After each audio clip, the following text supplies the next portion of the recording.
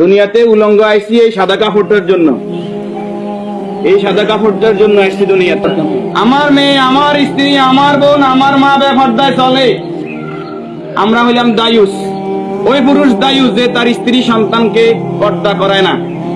আপনি থাকতে আপনার স্ত্রী কিভাবে ফেরিওয়ালার সামনে যায় আলু ফ্রাইস কিনে? আপনি দেশে থাকতে, আপনি এলাকা থাকতে আপনার স্ত্রী কিভাবে মার্কেটিং করে যায়, এভাবে বাজার সদাই করে? আপনি পুরুষ কেন পর্দার ব্যাপারে সচেতন নয়? আপনার উপযুক্ত মেয়ে ওড়না ছাড়া ঘর থেকে বের হয় কিভাবে? আপনার মেয়ে, আমার মেয়ে কিভাবে পায়জামা টাকনুর উপরে পড়ে? আমার ছেলে কিভাবে পায়জামা টাকনুর নিচে পড়ে?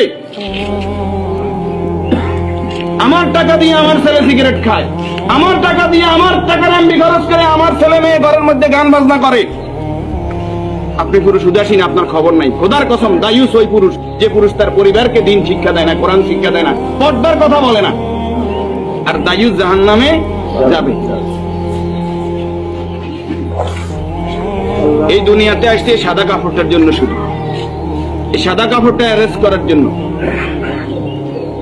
কিন্তু এই সাদা কাপড়টাও নিজের টাকায় কিনা হয়, নিজের টাকায় কিনা হয়। আত্মীয় স্বজন কেউ না কেউ, আমরা অনেক সময় শুনছি যে 3.5 হাতের মালিক ছাড়া আমি ন। আমি নিজে 8-10টা কবর এইভাবে দিছি যে উনি যে জায়গা দেখাই গেছে এই জায়গার কবর দিন আর জায়গা দিছি আমাদের বাড়িতে। কথা কি বুঝতে পারছেন?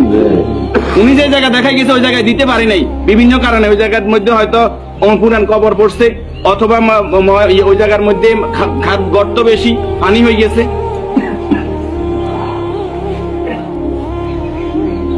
তাহলে আমার শেষ জায়গাটাও আমার নির্দেশনা মতো হয় না, পরিবারে যারা আছে তাদের নির্দেশনা মতো হয়। 40 জন জানাজাতে কাদেরকে উপস্থিত করাইবেন? আমাদের কত বলবো, বলতে আর বলতে মনে চায় না। সব জানেন কিন্তু আমল নাই। আপনি জানেন যে আত্মীয়তার সম্পর্ক নষ্টকারী জাহান্নামে যাবে, আপনি নিজেই সেই সম্পর্কটা বারবার নষ্ট করেন। আপনি জানেন যে আগে সালাম দিতে হবে, আপনি সালাম দেন না। আপনি জানেন যে নিজের জন্য যেটা ভালো মনে করি অপরের জন্য সেটা ভালো মনে না করলে আমি ইমানদার নয়। আপনি জানেন প্রতিবেশীর হক নষ্ট করলে ইমানদার নয়। কই নাই, সব শুধু জানি, আমল করি না। আমাদের মাঝ থেকে আমলটা দূরে চলে গেছে।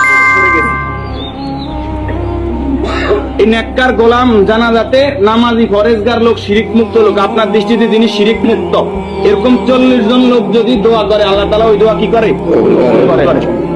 40 জন হাইবে না, হাইতেন না। উনি নামাজি ফরেজগার, উনি হয়তো আপনি মনে করেন যে মাজারে সেজদা দেন শুধু কবিরা গুনাহ, মাজারে সেজদা দেন বুঝি শিরক। শনিবার মঙ্গলবার কি শিরক না? শনিবার মঙ্গলবার হিসাব করা শিরক না? এটাও শিরক। এই যে জাদু টোনা করা,